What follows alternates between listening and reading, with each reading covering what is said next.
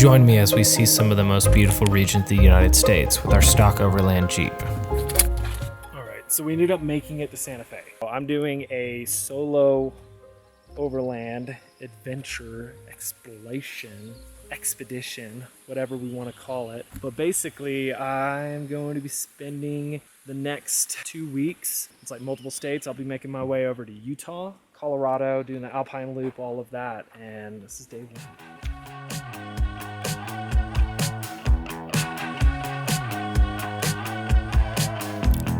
If you're liking the video so far and you'd like to see more off-road content, please feel free to subscribe to the channel.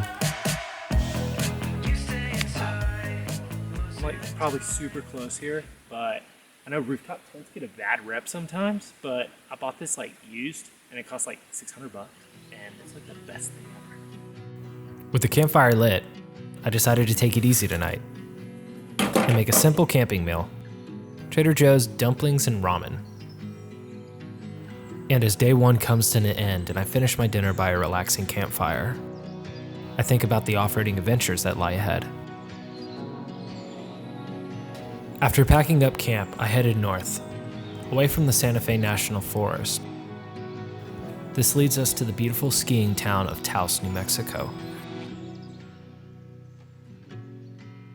As Highway 68 merges into Highway 52, north of Taos Ski Valley, we enter Carson National Forest.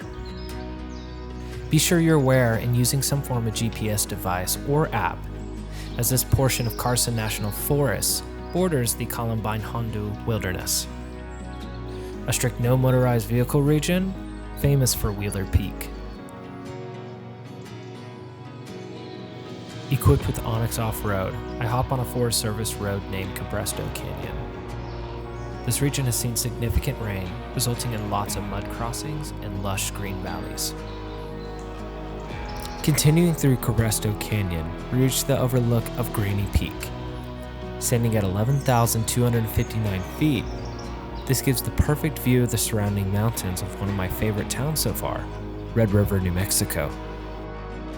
With 4,225 feet of descent, we make our way down to the town of Red River.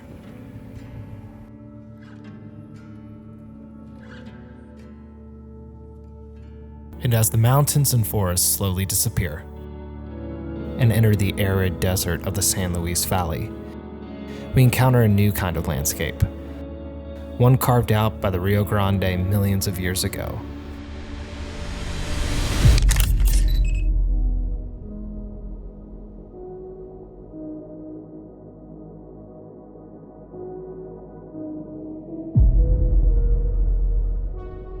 We'll continue north on this same road until we reach the Rio Grande National Forest of southern Colorado. This portion takes you through many cattle ranches, which require opening and closing many gates. So be sure to have some sort of GPS or map so that you can figure out that you are staying on the correct path.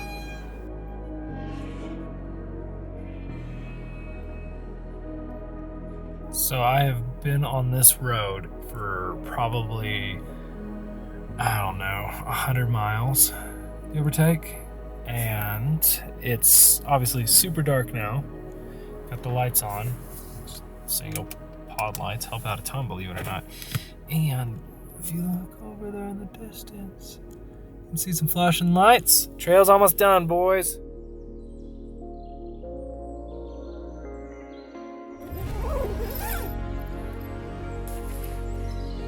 There's no better feeling than waking up at the base of the Rockies.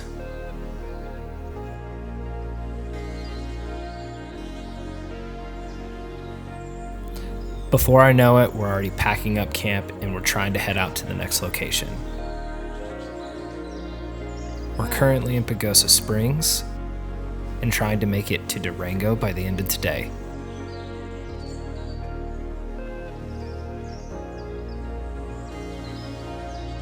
Who doesn't see tent stakes and then try to use them as swords?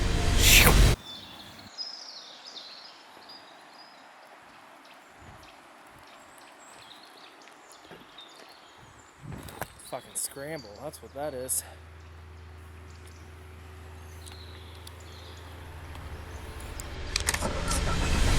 No luck fly fishing there.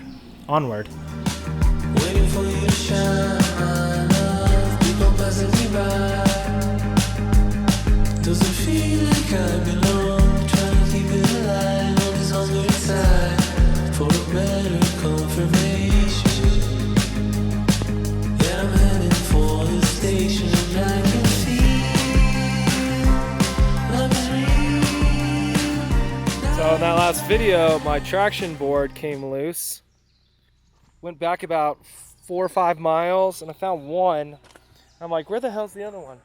And it's like way the fuck down there off the road. So I have to find a way to get down there safely and grab it. What the hell's this? All right, traction board's over here. Got it.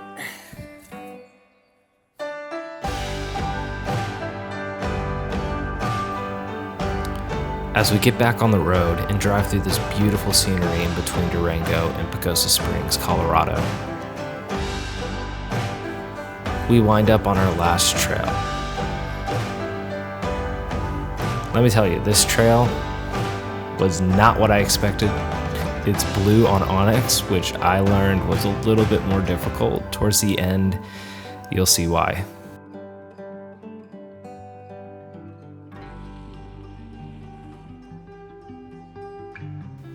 As we continue going down a gradual grade, we'll end up crossing a bunch of puddles, getting the Jeep extra muddy, but the scenery is absolutely breathtaking.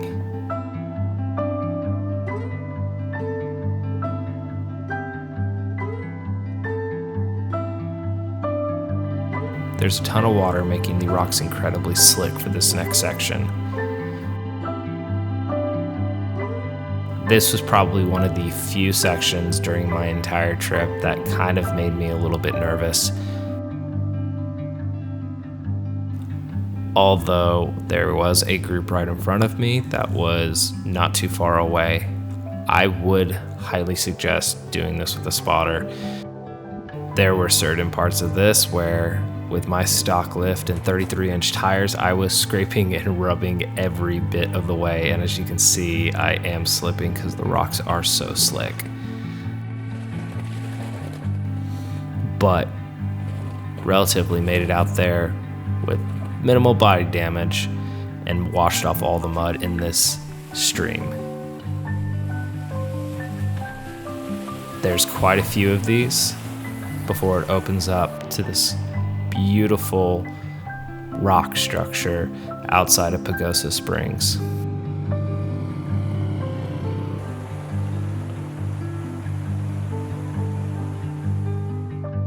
And finally back onto the highway, where I drove the rest of the way into Durango and found myself a camp spot.